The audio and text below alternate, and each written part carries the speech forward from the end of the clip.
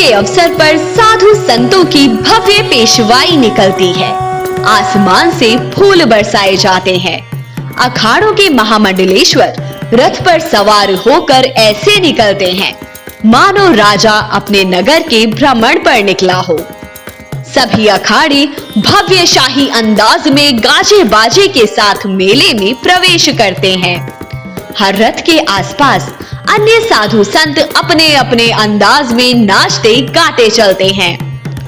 बड़ी संख्या में नागा साधु पेशवाई में नृत्य करते हैं, विभिन्न करतब और अपना बल दिखाते हुए निकलते हैं।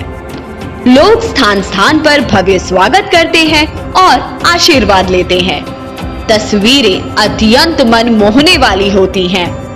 ऐसा दृश्य देखकर मन में प्रश्न उठता है कि साधु सन्यासियों की शाही सवारी का क्या अर्थ है।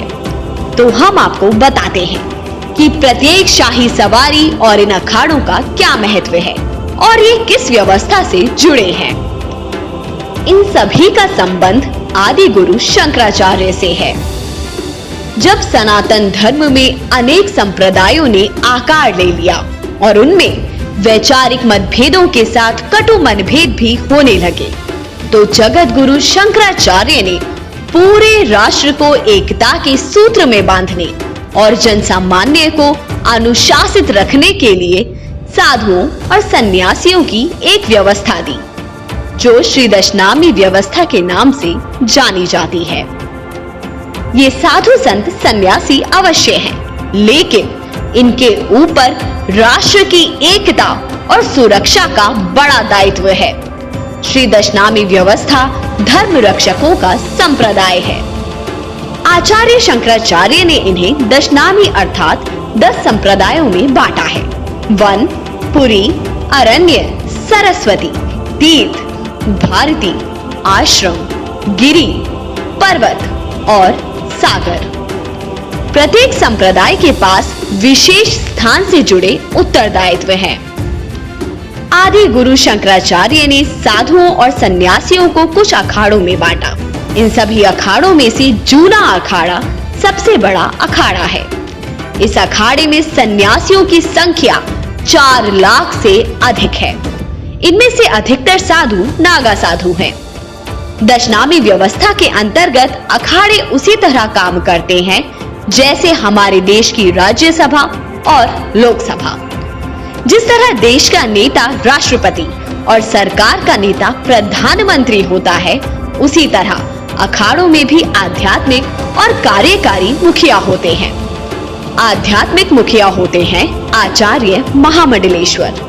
जूना अखाड़े के आचार्य महामंडलेश्वर स्वामी अवधेशानंद गिरी जी महाराज हैं। उनकी नियुक्ति 1998 में हुई थी। इनके बाद आते हैं महामंडलेश्वर और मंडलेश्वर। अखाड़े की व्यवस्था और काम देखते हैं। 4 श्री महंत, 4 अष्टकौशल महंत, 4 कोठारी, कार्यभारी और पुजारी। इन सभी का चयन मतदान से होता है।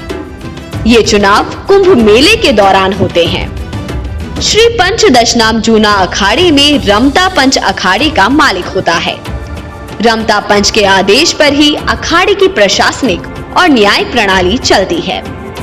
इसी तरह अखाड़े में एक कार्यकारिणी भी होती है। कार्यकारिणी में 4 सचिव चुने जाते हैं, 4 थानापति जो काशी के होते हैं, 4 पुजारी और सभी पंचायती बहुमत के आधार पर चुने जाते हैं। इनके चुनाव के लिए प्रस्ताव आता है, लोग मतदान करते हैं, सहमति व्यक्त करते हैं, तब चुनाव संपन्न होता है। ये सभी रमता पंच के निर्देश पर काम करते हैं। अखाड़ा परिषद की प्रत्येक वर्ष लगभग 3 से 5 बैठक होती है। समय समय पर महासभा करते हैं।